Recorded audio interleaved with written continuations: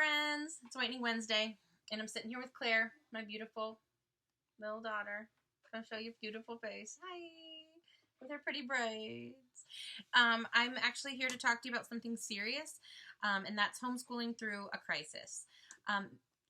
Many years ago, probably about 5 years ago, I remember being at FPEA at the homeschool convention and feeling like none of the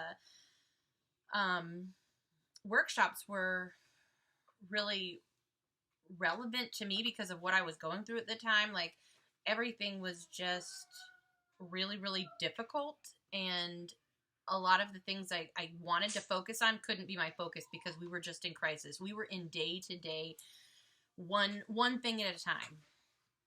And a lot of us are going through a crisis right now. Or even if it feels like it in one moment, and then another moment we're like, everything's okay, maybe, but it's not. And it's, we're using a lot of humor, but I said this to my kids yesterday. It's all fun and games till our friends start dying. And when you know someone that this has affected very seriously, it really changes how we are coping. So I want to talk to you about coping a little bit, but I also want to talk about how to homeschool through this.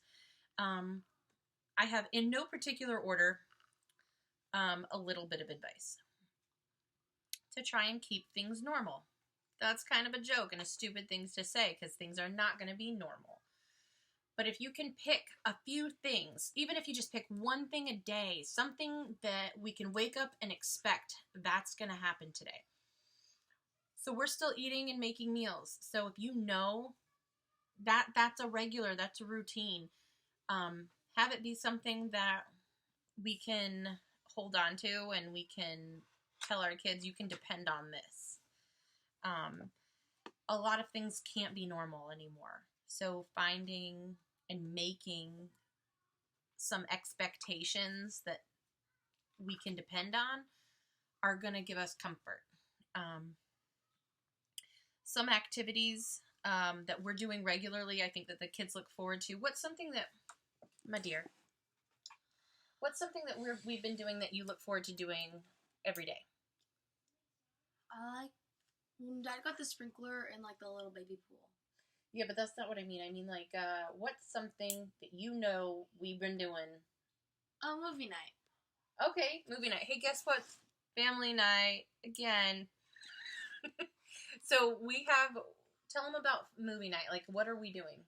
So we all take turns, and we take turns what? Take turns picking movies, and every other night we get to pick snacks. Okay, yeah. So not every night is a dessert night. Because we ran out. No, we didn't. So if we're not having popcorn, we're having a yummy snack. So who picks the snack? The person whose turn in the movie it is. How do you know whose turn it is for the movie? Because everyone else isn't picking the movie. Okay, like right now it's my turn for movie night. I chose Little Women and we're not done with it, and I love it and I cry the whole time. Anyway, so my movie night is Little Women. When my movie night is done, it's James. Who's after me? Jane. Who just had one? Ruth. So who does it go to? Dad. We go in order from oldest to youngest, and if you didn't know this, I'm older than Ryan. I didn't know that. Older. I didn't know that we were doing in order. You haven't noticed that? No. I never noticed certain things. So, that is something that we do to kind of mitigate a lot of negativities. Like, we look forward to movie night. It's the time we get to spend together, and not everybody enjoys it all the time, and some of us complain, why are you still on your phone? And, it's not perfect, but it gives us this sense of, okay, well, this is normal. This is something I can look forward to doing. My next bit of advice, and I'm not going to tell you to hide your emotions. If you know me, I can't anyway. So I do it all the time. Okay, so one of the things that I do, and I will say I do this pretty well, I schedule time to feel it, or schedule time to deal with it. I like to just be pretty happy and positive. You schedule your cries? I try to schedule my cries. I had 2 days this week that I was like Sorry if this is bothering you. It's bothering me way more than you. It's bothering me. It'll be done soon. Anyway, I had some sobbing sessions, just kind of dealing with grief, dealing with sadness of how this is affecting other people and losses that we've already had. So I don't want to take that and put that all over my house in this mood all the time. So it's a compartmentalizing. I'm compartmentalizing my feelings for the sake of having a peaceful and productive home. I just kind of say, you know what? I'm going to feel this. I'm going to feel it really strong, and I'm going to cry it out, scream it out, whatever. But then it's over. Then I got this bit of advice from one of the craziest people I ever met. I'm not going to name her on here. If you want to know, you can message me. Anyway, she's crazy. If you want to know who I think the craziest person in the world is. Yes. Anyway, she said, sometimes what you have to deal with is too much. It's just too much to deal with. It's like having a plate of food that is too much to eat. So you take it out, take a couple bites, put the saran wrap back on, and stick that in the freezer. Just know you're going to have to eat it all, but you don't have to eat it all at once. So then, and this worked for me because I love food. So in this analogy, the food is not good, but this is food I have to eat. So every couple of days or once a day or first thing in the morning, I take it out, deal with it, put the saran wrap back on, and don't let it affect absolutely everything. I say that advice helped me. I don't know if it's going to be helpful for everybody. I have said this before.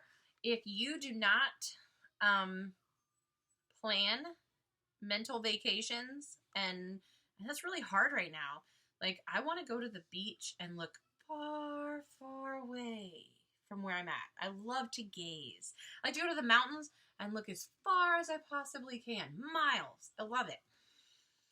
If you don't take breaks, your mind will still take a vacation. It's going to go without you. And you'll be like, I don't know what's wrong with me. I'm stressed out. I'm freaking out. You've got to take care of this before it'll take care of you.